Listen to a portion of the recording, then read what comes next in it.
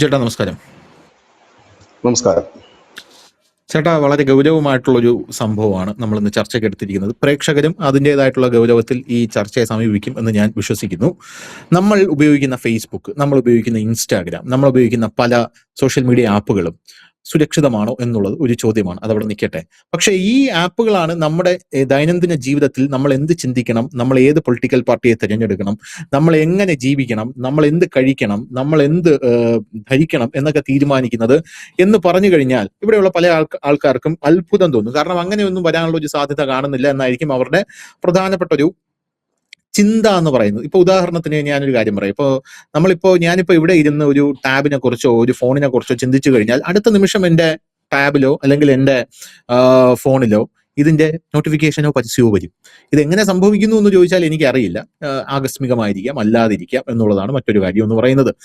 ഇപ്പോ ഇത് പറയാനുള്ള ഒരു പ്രധാനപ്പെട്ട കാരണം സോഷ്യൽ മീഡിയ എന്ന് പറയുന്നത്, അതായത് ഈ സോഷ്യൽ മീഡിയ എന്ന് പറയുന്നത് ഡീപ് സ്റ്റേറ്റിന്റെ ഒരു ഉപകരണമാണ്. അത് നമ്മൾ അംഗീകരിച്ചു കൊടുത്തേ പറ്റത്തുള്ളൂ. കാരണം ഏത് രാജ്യത്തും റെജീം ചേഞ്ച് നടത്താനായിട്ട് സോഷ്യൽ മീഡിയ നല്ലൊരു ടൂളാണ് എന്നുള്ളതാണ് പ്രധാനപ്പെട്ട കാര്യം. ആ സോഷ്യൽ മീഡിയയെ നിയന്ത്രിക്കാത്ത ഒരു രാജ്യവും ഇനി അങ്ങോട്ട് നിലനിൽക്കില്ല. അവിടെയുള്ള ഒരു ഭരണവും സ്റ്റേബിൾ ആയിട്ട് നിലനിൽക്കില്ല എന്നുള്ളതാണ് പ്രധാനപ്പെട്ട കാര്യം എന്ന് പറയുന്നത്. ഈ സോഷ്യൽ മീഡിയ നിയന്ത്രിക്കണമെന്ന് പറയുമ്പോൾ അമേരിക്കൻ പ്രസിഡന്റിന് പോലും ഇതിനകത്ത് രക്ഷയില്ല എന്നുള്ള കാര്യം നമ്മൾ മനസ്സിലാക്കണം. അമേരിക്കൻ പ്രസിഡന്റ് ഡൊണാൾഡ് ട്രംപ് അദ്ദേഹത്തിന്റെ കാര്യങ്ങൾ ജനങ്ങളോട് സംവദിക്കാനായിട്ട് ട്രൂത്ത് സോഷ്യൽ എന്ന് പറഞ്ഞ ഒരു സെപ്പറേറ്റ് പ്ലാറ്റ്ഫോം രൂപീകരിച്ചാണ് ഇപ്പൊ സംസാരിച്ചുകൊണ്ടിരിക്കുന്നത്. എലോൺ മസ്ക് എന്തുകൊണ്ടാണ് എക്സ് മേടിച്ചത്? ട്വിറ്റർ എന്ന് പറയുന്ന പ്ലാറ്റ്ഫോം മേടിച്ചത്. ട്വിറ്റർ എന്ന് പറയുന്ന പ്ലാറ്റ്ഫോം ലോകത്തിലെ ഏറ്റവും വലിയ സമ്പന്നനായിട്ടുള്ള എലോൺ മസ്ക് എന്താണെന്ന് ലോകം പറയാൻ അല്ലെങ്കിൽ അത് അറിയാനായിട്ട് എലോൺ മസ്ക് $40 ബില്യൺ കൊടുത്താണ് അത് മേടിച്ചിരിക്കുന്നത് എന്നുള്ളതാണ് മറ്റൊരു പ്രധാനപ്പെട്ട കാര്യം എന്ന് പറയുന്നത്. കഴിഞ്ഞ ദിവസം നമ്മുടെ പ്രധാനമന്ത്രി നരേന്ദ്രമോദി ഫേസ്ബുക്കിലിട്ടൊരു വീഡിയോ ഇൻസ്റ്റാഗ്രാം ഡിലീറ്റ് ചെയ്ത് കളഞ്ഞു.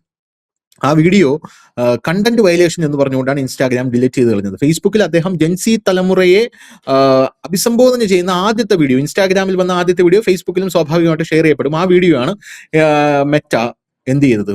ഡിലീറ്റ് ചെയ്ത് കളഞ്ഞത്. അപ്പൊ ഇത് വലിയ ചർച്ചകൾക്കാണ് നമ്മുടെ രാജ്യത്ത് വഴി തുറന്നിരിക്കുന്നത്. സ്വാഭാവികമായിട്ടും മെറ്റ, ഇൻസ്റ്റാഗ്രാം പോലുള്ള ആപ്പുകളെല്ലാം തന്നെ കേന്ദ്ര സർക്കാരിന്റെ റഡാറിൽ ഇപ്പോൾ ഉണ്ട്. വലിയ പണി കിട്ടും എന്നുള്ള കാര്യത്തിൽ യാതൊരുവിധ സംശയവുമില്ല. റഡാറിലുണ്ട്. കാരണം ഇവർ പുഷ് ചെയ്യുന്ന content narrative leftist Islamist content ആണ് ഇവർ നിരന്തരമായിട്ട് പുഷ് ചെയ്യുന്നത്. പോരാത്തതിന് റൈറ്റ് വിങ് പൊളിറ്റിക്സ് പറയുന്ന ആൾക്കാരെ ഇവർ തഴയുക എന്നുള്ളത് മാത്രമല്ല, ഇവിടെ റീച്ച് കുറച്ചെടുക്കുക. ഇതൊക്കെ ഇവിടെ പ്രധാനപ്പെട്ട ഒരു കാര്യമാണ്. കഴിഞ്ഞ ദിവസം വന്നൊരു കോടതി വിധി, ഇതിൽ ദൗർഭാഗ്യകരമെന്ന് പറയട്ടെ, കോടതികൾ പോലും ഇവർക്ക് അനുകൂലമായിട്ട് സംസാരിക്കുന്നത് എന്നുള്ളതാണ്. കഴിഞ്ഞ ദിവസം വന്നത് പരിശീലനത്തിനുള്ള ഡേറ്റ ഉപയോഗം ഓപ്പൺ AI-ക്കെതിരായിട്ടുള്ള രാജ്യത്തെ ആദ്യ കേസിൽ വിധി പ്രസ്താവിച്ച് കോടതി എന്ന് പറഞ്ഞൊരു വിധി വന്നിരുന്നു. ഈ AI പരിശീലനത്തിന് ഡാറ്റ ഉപയോഗിക്കുന്നത് തടയുന്നത് രാജ്യത്തിന്റെ AI വളർച്ചയെ തടയുന്നത് പോലെയാണെന്ന് കോടതി ചൂണ്ടിക്കാണിച്ചു എന്നാണ് പറയുന്നത്. ഇതിൽ ചോദിക്കേണ്ട ഒരു കാര്യം, ഇത് ഇന്ത്യൻ കമ്പനിയാണോ? അല്ല. കമ്പനിയിൽ രാജ്യത്തിന് ഓഹരി ഉണ്ടോ? ഇല്ല. കേന്ദ്ര ഗവൺമെന്റ് ഇവരെ കയറൂരി വിടുകയാണ് എന്നുള്ളത് വ്യസനസമേതം പറയുകയാണ്. ഇത് വളരെയധികം ദോഷം ചെയ്യും എന്നുള്ളതാണ്. പോരാത്തതിന് ഒറ്റ നോട്ടത്തിൽ നമുക്കിത് മാസാണ്, ഭയങ്കര കിടിലമാണെന്നൊക്കെ പറയാൻ സാധിക്കുമെങ്കിലും ഈ ഇൻഫർമേഷൻ രാജ്യത്തിനെതിരെ ഒരു ആയുധമാക്കുമ്പോൾ, ഇപ്പൊ മെറ്റ, ഇൻസ്റ്റ, ഗൂഗിൾ ഒക്കെ വട്ടം നിന്ന് രാജ്യത്തെ കുത്തുമ്പോൾ ഇപ്പോ നിൽക്കുന്ന പോലെ വാ പൊളിച്ചു കഴിഞ്ഞാൽ നമ്മൾ നിൽക്കേണ്ടി വരും. കാരണം മെറ്റ, ഇൻസ്റ്റ, ഗൂഗിൾ ഇതെല്ലാം ഒരു സമയമാകുമ്പോൾ അവർക്ക് തോന്നുമ്പോൾ വളഞ്ഞു നിന്ന് നമ്മുടെ രാജ്യത്തെ പിന്നിൽ നിന്ന് ഇങ്ങനെ കുത്തിക്കൊണ്ടേയിരിക്കുകയാണ്. അപ്പോൾ നമുക്കിപ്പോ നിൽക്കുന്നത് പോലെ ഈ അൽഗോരിതം എന്താ ഇങ്ങനെ, അതെന്താ ഇങ്ങനെ എന്നൊക്കെ പറഞ്ഞുകൊണ്ട് നമുക്ക് വാ പൊളിച്ച് നിൽക്കേണ്ട ഒരു സാഹചര്യം വരും. ഒരു ലോങ് ടേം കാഴ്ചപ്പാട് ഇതിന് വേണമെന്നുള്ള കാര്യത്തിൽ തർക്കമില്ല. ഇന്ത്യൻ പ്രധാനമന്ത്രി നരേന്ദ്രമോദി ഇത് ശ്രദ്ധിക്കാതിരിക്കുന്നു എന്ന് ഞാൻ വിശ്വസിക്കുന്നില്ല. കാരണം അദ്ദേഹം അത് ശ്രദ്ധിക്കും. അദ്ദേഹം ഇപ്പോൾ തന്നെ അതിന്റെ പണി തുടങ്ങിയിട്ടുണ്ടായിരിക്കും എന്നാണ് ഞാൻ വിചാരിക്കുന്നത്. നമുക്ക് നമ്മുടേതായിട്ടുള്ള പ്ലാറ്റ്ഫോം വേണം. ചൈന, ഇപ്പോൾ ഉദാഹരണം ചൈന പറയുകയാണെങ്കിൽ, ചൈനയിൽ എന്താണ് ഇപ്പോൾ സംഭവിക്കുന്നത്? ചൈനയിൽ ഇത്രയധികം, നിങ്ങൾ പല ആൾക്കാരും ഇരട്ടത്താപ്പ് കാണിക്കാതെ ചിന്തിക്കണം. അതായത് ചൈന എന്ന് പറയുന്ന രാജ്യം വികസിക്കുന്നത് നിങ്ങൾ നോക്കൂ, അവിടെയുള്ള മറ്റത് നോക്കൂ, മറിച്ചത് നോക്കൂ, ചൈനയിൽ ഇറങ്ങുന്ന നീറ്റിലിറങ്ങുന്ന കപ്പൽ നോക്കൂ എന്നൊക്കെ പറയുമ്പോൾ അവിടെ ഇത്രയും വികസനം വരുന്നതിന്റെ പ്രധാനപ്പെട്ട കാരണം ചൈന പ്രധാനമായിട്ടും അവരുടെ ആൾക്കാരുടെ അല്ലെങ്കിൽ അവരുടെ സോഷ്യൽ മീഡിയ പ്ലാറ്റ്ഫോം പോലും അവരുടെ സാധനങ്ങളാണ് ഉപയോഗിക്കുന്നത്. പുറത്തുള്ള ഒരു നെറേറ്റീവ്സ് അവിടെ വിലപ്പോകുന്നില്ല എന്നുള്ളതാണ് പ്രധാനപ്പെട്ട കാര്യം. പക്ഷെ നമ്മുടെ രാജ്യത്ത് അങ്ങനെയല്ല കാര്യങ്ങൾ എന്നുള്ളത് വളരെയധികം എവിഡന്റ് ആയിട്ട് നമുക്ക് കാണാനായിട്ട് സാധിക്കും. ഇതിന് ഒരു പരിഹാരം കണ്ടേ പറ്റൂ ചേട്ടാ. ഇതിനൊരു പരിഹാരം എങ്ങനെ കാണാനായിട്ട് സാധിക്കും? പ്രഥമ ദൃഷ്ട്യാ നമുക്ക് നോക്കുമ്പോൾ ഇത് നമ്മൾ സംസാരിക്കുമ്പോൾ പല ആൾക്കാരും പറയുന്നത് അഭിപ്രായ സ്വാതന്ത്ര്യം, ആവിഷ്കാര സ്വാതന്ത്ര്യം, അതിൽ കൈവയ്ക്കാൻ പോകുന്നു. അങ്ങനെയൊന്നും അല്ല. അഭിപ്രായ സ്വാതന്ത്ര്യമോ ആവിഷ്കാര സ്വാതന്ത്ര്യമോ, പക്ഷെ അത് നമ്മുടെ പ്ലാറ്റ്ഫോമിൽ നിന്ന് പറയണം, അല്ലെങ്കിൽ മറ്റുള്ളവൻ അത് മുതലെടുക്കും. ആ സമയത്ത് നമുക്ക് വായും പൊളിച്ച് രാജ്യം കത്തുന്നത് നോക്കി നിൽക്കാൻ മാത്രമേ പറ്റൂ എന്നുള്ളതാണ് മറ്റൊരു കാര്യം. ചേട്ടാ എന്ത് തോന്നുന്നു? ഇത് ഞാൻ അതിനെക്കുറിച്ച് പറയാം. ഈ പാറ്റാ സമരം വന്നു. നമ്മളുടെ ചാനല് നിരന്തരം ഈ സോഷ്യൽ മീഡിയയുടെ പീഡനത്തിന് വിധേയമാകുന്ന ഒരു ചാനലാണ്. ഇപ്പൊ തുടങ്ങിയതല്ല അത്. 2024 ഇലക്ഷന് ഏറ്റവും കൂടുതൽ ഡൗൺ ചെയ്യപ്പെട്ട ഒരു ചാനൽ നമ്മുടേതാണ്. അന്ന് നമ്മുടെ പ്രേക്ഷകരോട് പറഞ്ഞു, നിങ്ങൾക്ക് ഈ ചാനലിലെ വാർത്തകൾ പലതും കിട്ടുന്നുണ്ടാവില്ല, കാരണം നിങ്ങളുടെയിലേക്ക് ഇത് എത്താനുള്ള സാധ്യത കുറവാണ്. കാരണം ഇത് അന്ന് നമ്മളെ കണക്കുള്ള വലതുപക്ഷ മാധ്യമങ്ങൾ എല്ലാം, നമ്മൾ വലതുപക്ഷ ചിന്താഗതിയിൽ തന്നെ പോകുന്ന ഒരു മാധ്യമങ്ങളായതുകൊണ്ട് അതിനെല്ലാം ഡൗൺ ചെയ്യിച്ചിട്ടു. അത് മുതൽ ഇങ്ങോട്ട് ഡൗണിങ് ആണ്. ഇത് ശ്രദ്ധിച്ചാൽ മനസ്സിലാവും. ഈ അടുത്ത കാലം വരെ കേന്ദ്ര സർക്കാരിനെതിരെ വാർത്ത ചെയ്തിരുന്നൊരു ചാനൽ, വലിയ റീച്ച് ഒന്നുമില്ല, ചുറയും കുത്തി കിടന്നിരുന്നൊരു മലയാളം ചാനല്, പാറ്റാ സമരത്തിൽ ആ ചാനലിന് റീച്ച് കൂടി. എങ്ങനെ റീച്ച് കൂടിയതാണ്? ആൾക്കാരെല്ലാം കൂടെ ഓടി വന്ന ആ ചാനൽ കണ്ടതാണോ? അല്ല. ഇത് അൽഗോരിതം ചേഞ്ച് ചെയ്തിട്ടുണ്ട്. പാറ്റാ സമരത്തെ പിന്തുണയ്ക്കാൻ വേണ്ടിയിട്ട് വലിയ രീതിയിൽ തന്നെ അതിനെ പ്രൊമോട്ട് ചെയ്യുകയായിരുന്നു. ഇപ്പൊ സോഷ്യൽ മീഡിയ തുറക്കുമ്പോൾ ഈ പാറ്റകളുടെ സമരം വലിയ രീതിയിൽ തന്നെ നമ്മുടെ ഫീഡുകളിൽ നിറയുന്നുണ്ട്. എങ്ങനെ നിറയുന്നതാണ്? ഇത് അവര് ചെയ്യുന്ന ഒരു കാര്യമാണ്. AI നമ്മളെ വിഴുങ്ങും, സ്വാധീനിക്കുമെന്ന് പലരും പറയുമ്പോൾ പലരുടെയും ധാരണ എന്താ പറയുക, നമ്മുടെ സാധാരണപ്പെട്ടവരുടെ പലരുടെയും ധാരണ AIയോ അതൊന്നും നമ്മളെ ബാധിക്കില്ല. കാരണം ഇവരുടെ ധാരണ AI എന്ന് പറഞ്ഞ ഒരു റോബോട്ടാണ്. അതിങ്ങനെ നടന്ന് ഈ ആൻഡ്രോയിഡ് കുഞ്ഞപ്പനകളൊക്കെ നടന്നു വരും. അത് ആണ് AI എന്നാണ്. അതല്ല AI. ധനുഷ് നേരത്തെ അതിന്റെ സൂചിപ്പിച്ചു ഫോണിൽ കൂടുതൽ സംസാരിക്കുന്ന കാര്യം. ഞാൻ പ്രിയപ്പെട്ട പ്രേക്ഷകർക്ക് ഒരു എക്സാമ്പിൾ ആയിട്ട് ഞാൻ പറയാം. നമ്മൾ ഫോൺ എടുത്തിട്ട് നമ്മുടെ ഒരു സുഹൃത്തിനോട് ലഡുവിനെ കുറിച്ചൊന്ന് സംസാരിച്ച് നോക്കൂ. സ്മാർട്ട് ഫോൺ എടുത്തിട്ട് എനിക്ക് കുറച്ച് ലഡു വേണം, എവിടെ കിട്ടും നല്ല ലഡു എന്നൊന്ന് സംസാരിച്ച് നോക്കൂ. അതിനുശേഷം താങ്കൾ ഫോൺ ഓഫ് ചെയ്തതിന് ശേഷം 10 മിനിറ്റ് കഴിഞ്ഞ് താങ്കളുടെ ഫേസ്ബുക്കിലോ യൂട്യൂബിലോ ഈ ഇൻസ്റ്റാഗ്രാമിലോ എവിടെയെങ്കിലും വെറുതെ ഒന്ന് സ്ക്രോൾ ചെയ്യുക. നിങ്ങൾക്ക് 10 ലഡു കമ്പനികളുടെ പരസ്യം അതിൽ കാണാൻ കഴിയും. ഒരു കാർ വേണം എന്ന് നമ്മൾ ഒന്ന് സുഹൃത്തിനോട് പറയും, ഞാനൊരു കാർ എടുക്കാൻ ആഗ്രഹിക്കും, ഏത് വണ്ടിയാടാ നല്ലത് എന്ന് ചോദിച്ചു വെച്ചാൽ മതി. അതിനുശേഷം നമ്മുടെ ഫീഡുകളിൽ നിറയുന്ന മുഴുവൻ പലതരം കാർ കമ്പനികളുടെ പരസ്യങ്ങളാണ്. ഇത് എങ്ങനെയാണ് സംഭവിക്കുന്നതെന്ന് ചോദിച്ചാൽ, ഇതാണ് AIയുടെ വളർച്ചയോടെ വന്നപ്പോൾ കുറച്ചുകൂടി കരുത്താർജിച്ചു. നമ്മുടെ കയ്യിരിക്കുന്ന മൊബൈൽ എന്ന് പറഞ്ഞു കഴിഞ്ഞാൽ 1-ാം നമ്പർ ചാര സാധനമാണ്. നമ്മളെ മൊത്തത്തിൽ ഊറ്റിയെടുക്കുന്ന, നമ്മളെ രഹസ്യങ്ങൾ ചോർത്തിയെടുക്കുന്ന ഒന്നാണ്. ആ രഹസ്യങ്ങൾ പുറത്തു പോകില്ല എന്നാണ് ആപ്പിൾ കമ്പനി പറയുന്നത്. ഞങ്ങളുടെ ഇതിൽ കൂടെ ചാറ്റ് ചെയ്തതിൽ പുറത്തറിയില്ല എന്നാണ്. അങ്ങനെ പറഞ്ഞുകൊണ്ടാണ് വരുന്നത്. അതായത് രഹസ്യം ഞങ്ങൾ ചോർത്തുന്നുണ്ട്, പക്ഷെ വേറെ ആർക്കും ഞങ്ങൾ അത് കൊടുക്കില്ല എന്നാണ് ആപ്പിൾ കമ്പനി പറയുന്നത്. അതുകൊണ്ടാണ് ആപ്പിളിന്റെ ഫോൺ ഒരുപാട് പേര് എടുക്കുന്നത്. ഇതിനകത്ത് അഭിപ്രായ സ്വാതന്ത്ര്യം എന്ന് പറയുന്ന ഒരു കാര്യം മനസ്സിലാക്കണം. ഇന്നിപ്പോൾ നമുക്ക് മോദിയെ മാറ്റാൻ വേണ്ടിയിട്ട് അഭിപ്രായ സ്വാതന്ത്ര്യം വേണം.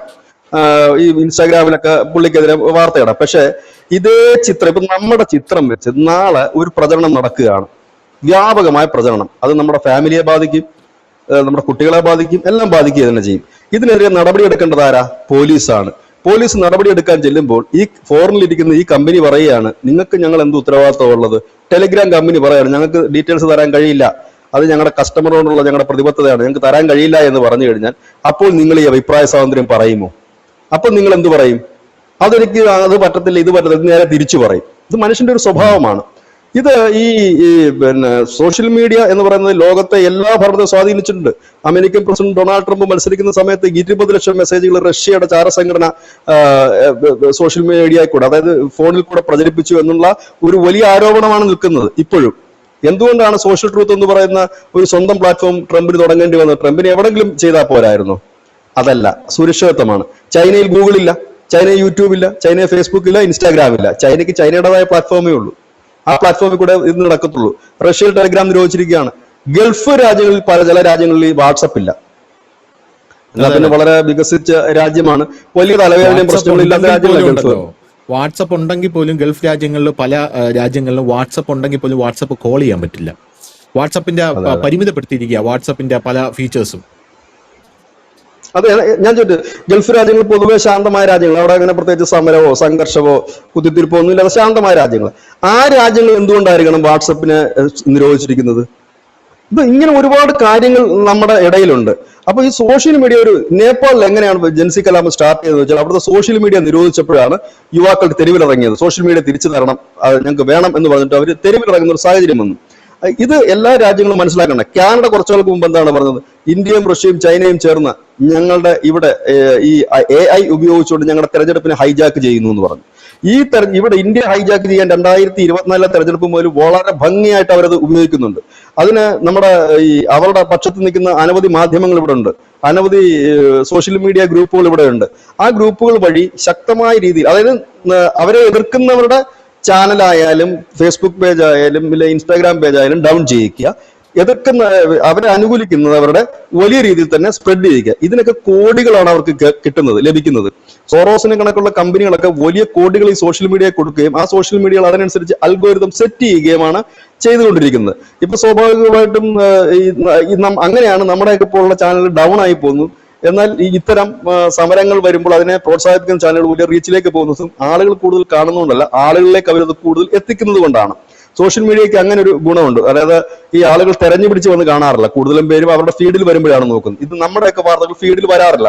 ഒരുപാട് പേര് നമ്മുടെ അടുത്ത് ചോദിക്കാറുണ്ട്, ഇപ്പൊ നിങ്ങളുടെ വാർത്തകളൊന്നും കാണുന്നില്ല, ചെയ്യുന്നില്ല എന്ന് ചോദിക്കാറുണ്ട്. അതുകൊണ്ടല്ല, ഫീഡിലേക്ക് വരില്ല ഇത്. ഇല്ലെങ്കിൽ പിന്നെ നമ്മുടെ പ്രേക്ഷകർ പലപ്പോഴും നമ്മുടെ ചാനൽ സെർച്ച് ചെയ്തിട്ട് പോയി കാണുന്നവരാണ് കുറച്ചധികം പേര്. ഇല്ലെങ്കിൽ അത് കിട്ടില്ല അവർക്ക്. ഇങ്ങനെ ഒരു കാലഘട്ടത്തിലാണ്.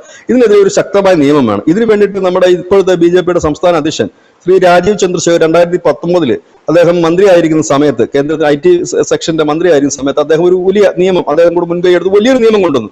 ശക്തമായ ഒരു നിയമമായിരുന്നു. സോഷ്യൽ മീഡിയയ്ക്ക് ഒരു അക്കൗണ്ടബിലിറ്റി വേണം എന്നുള്ള ഒരു നിയമം കൊണ്ടുവന്നു. പക്ഷെ ആ നിയമം ഈ രാജ്യത്തെ പ്രതിപക്ഷ പാർട്ടികളെല്ലാം കൂടെ തകർത്തെറിഞ്ഞു. അത് ബില്ല് പാസ്സാക്കാൻ സമ്മതിച്ചില്ല. പിന്നീട് അവരുടെ കൂടെ അഭിപ്രായം രൂപീകരിച്ചുകൊണ്ട് 73 ഭേദഗതികളോട് ആ ബില്ല് ഇപ്പോഴും അണിയറയിലുണ്ട്. എനിക്ക് തോന്നുന്നു പാർലമെന്റ് സെലക്ടിംഗ് കമ്മിറ്റിയുടെ കീഴിലാണോ അതോ അവർ റിലീസ് ചെയ്തോന്ന് എനിക്കറിയില്ല. അത് ഉടനെ തന്നെ നടപ്പാക്കേണ്ടത് അനിവാര്യമാണ്. ആദ്യഘട്ടമായിട്ട് അക്കൗണ്ടബിലിറ്റി എല്ലാ സോഷ്യൽ മീഡിയ അക്കൗണ്ടിനും വേണം, അത് അനിവാര്യമാക്കണം. രണ്ടാമത്തെ കാര്യം, ഇപ്പൊ നമ്മൾ പറയുമ്പോൾ ചിലർ താഴെ വന്നിട്ട് പറയും, അങ്ങനെയാണെങ്കിൽ നീ യൂട്യൂബ് ഉപേക്ഷിച്ചേക്ക്. ഞാനല്ല ഉപേക്ഷിക്കേണ്ടത്, യൂട്യൂബ് ഇന്ത്യയിലുള്ള പ്രേക്ഷകരെ ഉപേക്ഷിച്ചേക്ക്. അതാണ് ഞാൻ അങ്ങോട്ട് പറയുന്നത്. യൂട്യൂബ് ഉപേക്ഷിച്ചേക്ക് എന്ന് ചോദിച്ചു കഴിഞ്ഞാൽ ഞാനല്ല ഉപേക്ഷിക്കേണ്ടത്. YouTube ഉപേക്ഷിക്കുന്നതല്ലേ heroism, ഞാനല്ലല്ലോ. കാരണം എന്തുകൊണ്ടാണ് അത് ചെയ്യാത്തതെന്ന് ചോദിച്ചു കഴിഞ്ഞാൽ, യൂട്യൂബിനെ സംബന്ധിച്ച് 10 കോടി കണ്ടന്റ് ക്രിയേറ്റേഴ്സ് ആണ് ഇന്ത്യയിലുള്ളത്. 10 കോടി. അതായത് ജിമെയിൽ അക്കൗണ്ടുള്ള ഏതൊരാൾക്കും ഇതിനകത്ത് ക്രിയേറ്റ് ചെയ്യാം. ഒരു വീഡിയോ ഒക്കെ ഇടാത്തവർ പോലും ഇപ്പൊ കുറവാണ്. ഇൻസ്റ്റാഗ്രാമിലൊക്കെ കയറി നോക്കിക്കഴിഞ്ഞാൽ എന്തുമാത്രം വീഡിയോകളാണ് ഇതിനകത്തുള്ളത്.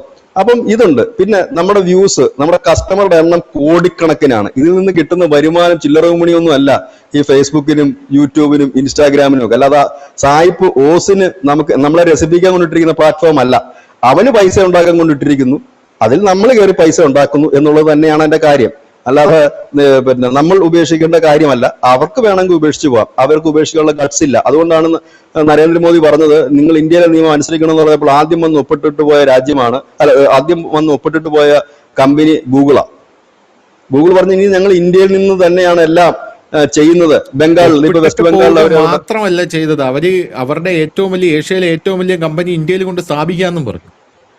സ്ഥാപിക്കാന്ന് പറഞ്ഞു. കർണാടക മാറി ഇപ്പൊ വെസ്റ്റ് ബംഗാളിലും കൂടെ ഒരെണ്ണം സ്റ്റാർട്ട് ചെയ്തിട്ടുണ്ട്. അവർ വലിയ പണികൾ നടന്നു വരും. അതിൻ്റെ ഇടയ്ക്ക് മോദി സർക്കാർ വേറൊരു പണി കൂടെ മാർക്ക് കൊടുത്തു. ഒരു 8% ടാക്സും കൂടെ അടച്ചിട്ട് പൊക്കോളാൻ പറഞ്ഞു. മുമ്പ് ടാക്സ് ഇല്ലായിരുന്നു മാർക്ക്. ഇവിടുന്ന് കിട്ടുന്ന ഇൻകം അങ്ങെടുക്കും. അപ്പം പറഞ്ഞു അത് പറ്റില്ല, ഇവിടുന്ന് കൊണ്ടുപോകുന്ന ഇൻകത്തിന് നിങ്ങൾ, കാരണം നമ്മളിപ്പം അമേരിക്കയിൽ കാണുന്ന വ്യൂസിന്റെ ടാക്സ് നമ്മൾ അമേരിക്ക പേ ചെയ്യും. ആ അമേരിക്കൻ ടാക്സ് അടച്ചിട്ടാണ് നമുക്ക് പേയ്മെന്റ് വരുന്നത്. അവിടുന്ന് എത്ര ലക്ഷം പേര്, 3 ലക്ഷം പേര്, നമുക്ക് സാധാരണ ഒരു 3-3.5 ലക്ഷം പേരാണ് അമേരിക്കൻ പ്രേക്ഷകരുള്ളത്. അവർ അത്രയും പേര് കാണുന്നതിന്റെ 15% പൈസ നമ്മൾ അടച്ചിട്ട് ബാക്കിയുള്ളതാണ് നമുക്ക് കിട്ടുന്നത്. അപ്പം ഇങ്ങനെ തന്നെയാണ് അവർ കിട്ടുന്നത്. അപ്പൊ അദ്ദേഹം പറഞ്ഞത് ഇങ്ങനെയാണ്, നിങ്ങൾ ഇവിടുന്ന് കൊണ്ടുപോകുന്ന പരസ്യങ്ങളില്ലേ, കടകളുടെ പരസ്യങ്ങൾ നിങ്ങൾ കൊണ്ടുപോകുന്നുണ്ട്, സ്ഥാപനങ്ങളുടെ പരസ്യങ്ങൾ കൊണ്ടുപോകുന്നുണ്ട്, ഞങ്ങളുടെ പ്രേക്ഷകർ കാണുന്ന പരസ്യങ്ങൾ കൊണ്ടുപോകുന്നില്ലേ, ആ പൈസയുടെ ഇത്ര ശതമാനം ഞങ്ങൾക്ക് സർക്കാർ ടാക്സ് അടക്കം 8%. 4% എനിക്കൊന്ന് ആമസോണിനും കൊടുത്തിട്ടുണ്ട്, 4% ഫ്ലിപ്കാർട്ട് അങ്ങനെയുള്ളവർക്കും കൊടുത്തിട്ടുണ്ട്, എല്ലാവർക്കും അത് മെറ്റയ്ക്ക് കൊടുത്തിട്ടുണ്ട്, എല്ലാവർക്കും കൊടുത്തിട്ടുണ്ട്. അത് കാരണം ഏറ്റവും വലിയ വിപണി ചലിപ്പിക്കുന്ന ഈ സോഷ്യൽ മീഡിയ ആണ്. സോഷ്യൽ മീഡിയ പരസ്യങ്ങൾ കൊടുക്കുന്നത് പോലെ കോടിക്കണക്കിന് കച്ചവടം സ്ഥാപനങ്ങൾ കിട്ടുന്നുണ്ട്. അതുകൊണ്ടാണ് അവർ വാരിക്കോരി ഇതിനകത്ത് പരസ്യങ്ങൾ കൊടുക്കുന്നത്. അപ്പൊ ആ പരസ്യത്തിൽ നിന്ന് അവർക്ക് കിട്ടുന്നതിന് ടാക്സ് അടയ്ക്കണം. നമ്മളിപ്പോ ഒരു പരസ്യം മേടിച്ചിട്ട് വാർത്ത ചെയ്ത് കഴിഞ്ഞാൽ 18% GST അടയ്ക്കണം. ധനുഷ്, ഒരു ബില്ല് നമ്മുടെ കമ്പനിയിൽ നിന്ന് കൊടുത്തു കഴിഞ്ഞാൽ, നമ്മുടെ ഈ ചാനലിന്റെ കമ്പനിയിൽ നിന്ന് നമ്മുടെ ഒരു ബില്ല് സബ്മിറ്റ് ചെയ്ത് കഴിഞ്ഞാൽ 18% ടാക്സ് നമ്മൾ കൊടുക്കുന്നില്ലേ? അപ്പൊ അതിന്റെ ഒരു പങ്ക് അവർ കൊടുക്കണം എന്നുള്ളതാണ് പറഞ്ഞത്. അങ്ങനെ ഇനി കുറച്ചുകൂടെ ശക്തമായ നിയമങ്ങൾ കൊണ്ടുവരും എന്ന് തന്നെയാണ് ഞാൻ പ്രതീക്ഷിക്കുന്നത്. എനിക്ക് തോന്നുന്നു ഇന്ന് പാർലമെന്റിൽ അതിനെക്കുറിച്ച് ഒരു ചർച്ച ഉണ്ട് എന്നാണ് ഞാൻ മനസ്സിലാക്കുന്നത്. കാരണം ഇന്ന് കൊണ്ടുവരുന്ന ചില ബില്ലുകളിനകത്ത് ഇതും ഒരു വലിയ ചർച്ചയായി മാറും. കാരണം സോഷ്യൽ മീഡിയ എനിക്ക് തോന്നുന്നു ഈ രാഷ്ട്രീയ പാർട്ടികൾ, കമ്മ്യൂണിസ്റ്റ് ആയാലും കോൺഗ്രസ് ആയാലും ഒക്കെ ചിലപ്പോൾ ഒരുപക്ഷെ എതിർക്കുന്നെങ്കിൽ നിങ്ങൾ ആലോചിക്കുക, ഇത് നാളെ നിങ്ങൾക്കും വലിയ പണിയാണ്. നിങ്ങൾക്കും ഇത് ഭാരമായിട്ട് നാളെ വരും. കാരണം ഇതിനകത്ത് നിങ്ങൾക്കെതിരായ കാര്യങ്ങൾ വരുമ്പോൾ അന്നേരം നിലവിളിച്ചിട്ട് കാര്യമില്ല. അതുപോലെ വ്യക്തികൾ, ഞാനും ധനുഷും ഒക്കെ അടങ്ങുന്ന വ്യക്തികൾ നമുക്കെതിരെ നാളെ വന്നു കഴിഞ്ഞാൽ, നമ്മളെ പോലീസും മറ്റും അതിനെ അന്വേഷിച്ച് പോയി കഴിഞ്ഞാൽ ഒരുപക്ഷെ ഈ കമ്പനികൾ എന്ന് അതിന്റെ ഡീറ്റെയിൽസുകൾ നൽകാൻ തയ്യാറായില്ലെങ്കിൽ ഈ കേസ് എങ്ങും എത്തില്ലെന്ന് മാത്രമല്ല, അതോടുകൂടി തകരുന്നത് കുടുംബമായിരിക്കും, ഈ ആത്മഹത്യ ചെയ്യുന്നത് ഒരു കുടുംബമായിരിക്കും, ഇല്ലെങ്കിൽ ഭാവി നശിക്കുന്ന അവിടുത്തെ കുട്ടികളുടെ ആയിരിക്കും. അതുകൊണ്ട് തന്നെ അഭിപ്രായ സ്വാതന്ത്ര്യം ആകാശം മുട്ടയുള്ളതല്ല, അതിനൊരു ലിമിറ്റ് ഉണ്ട്. നമ്മുടെ രാജ്യത്തെ ഭരണഘടനയിൽ ആ ലിമിറ്റ് കൃത്യമായി തന്നെ പറയുന്നുണ്ട്. അതിനനുസരിച്ച് തന്നെ സോഷ്യൽ മീഡിയയും പോകണം. ആദ്യം വേണ്ടത് എനിക്ക് തോന്നുന്നു ഈ രാജീവ് ചന്ദ്രശേഖർ അന്ന് കൊണ്ടുവന്ന ആ ബില്ലിനകത്ത് പറയുന്നത് പോലെ തന്നെ ഒരു അക്കൗണ്ടബിലിറ്റി എല്ലാവർക്കും അനിവാര്യമാണ്. അവരുടെ പേരും അഡ്രസ്സും കാര്യങ്ങളും എല്ലാം അനിവാര്യമാണ്. ഇത് ആരാണ് ഇത്തരം വീഡിയോകൾ ഇറക്കുന്നത്, എവിടാണെന്ന് അറിയത്തില്ല. പലപ്പോഴും ഈ വീഡിയോയിൽ വരുന്ന ആളുകളെ കുറിച്ച് ആർക്കും അറിയില്ല. ഏതോ ഒരു വീഡിയോയിൽ വന്നിട്ട് ഇന്ന ആള് പറയുന്നു, ഈ ഒറിജിനൽ പേരിലാണോ ഇവര് ബ്ലോഗ് ചെയ്യുന്നത്, ഒറിജിനൽ പേരിലാണോ ഇവര് പിന്നെ വാർത്ത അവതരിപ്പിക്കുന്നതെന്നും ആർക്കും ആരെ അറിയില്ല. എവിടെ നിന്നാണ്? ചിലപ്പോൾ ജർമ്മനിയിൽ നിന്നായിരിക്കും ചെയ്യുന്നത്. ദുബറാത്തിയപ്പോൾ ഒരു ജർമ്മനിയിൽ നിന്നാണ് ചെയ്യുന്നത്, മറ്റു ചിലർ മറ്റു രാജ്യങ്ങളിൽ നിന്നായിരിക്കും ചെയ്യുന്നത്. ഇല്ല, ഇപ്പൊ കേരളത്തിൽ പറയേണ്ട സാധനം യു പി നിന്നായിരിക്കും ചെയ്യുന്നത്. ഇത് ആരാന്ന് നോക്കുമ്പോൾ ആർക്കും അറിയില്ല. ചിലപ്പോൾ യു പിയിലുള്ള ഏതെങ്കിലും ഒരു ഐഡിയ വെച്ചിട്ടായിരിക്കും ഈ യൂട്യൂബ് ക്രിയേറ്റ് ചെയ്തിരിക്കുന്നത്. അതിനകത്ത് ഒന്ന് പറഞ്ഞിട്ട് പോകുന്നുണ്ട്. ഇപ്പൊ മുഖത്തിനകത്ത് എന്തെങ്കിലും വ്യത്യാസവും വരുത്താൻ പറ്റും. താടിയുള്ളവൻ താടി പഠിച്ചിട്ടും പോകാൻ പറ്റും, ഇല്ലെങ്കിൽ എന്താണ് മീശ എടുത്തിട്ട് ആയാലും മാറ്റാം, മുഖത്തിനും വ്യത്യാസങ്ങൾ വരുത്താം. അപ്പൊ ഇങ്ങനെയൊക്കെ കാര്യങ്ങൾ നടക്കുന്നുണ്ട്. അപ്പൊ ഇതിൽ നിന്ന് മനസ്സിലാക്കാൻ കഴിയുന്ന ഒരു കാര്യം, ഈ സോഷ്യൽ മീഡിയ ഒരു ശക്തമായ സാധനമാണ്. അതിനെ നമുക്ക് തള്ളിക്കളയാൻ കഴിയില്ല. അത് വലിയ സ്വാധീനം പൊതുസമൂഹത്തിൽ വരുത്തുന്നുണ്ട് എന്നുള്ളതും വലിയ കാര്യം തന്നെയാണ്. അപ്പൊ അതിന് തടയിടുക. ഇല്ല എങ്കിൽ എല്ലാ രാജ്യങ്ങളും, ഇപ്പൊ നമ്മുടെ രാജ്യം മാത്രമല്ല എല്ലാ രാജ്യങ്ങളും അപകടത്തിലേക്ക് തന്നെയാകും അത് പോകുക തന്നെ ചെയ്യുന്നത്.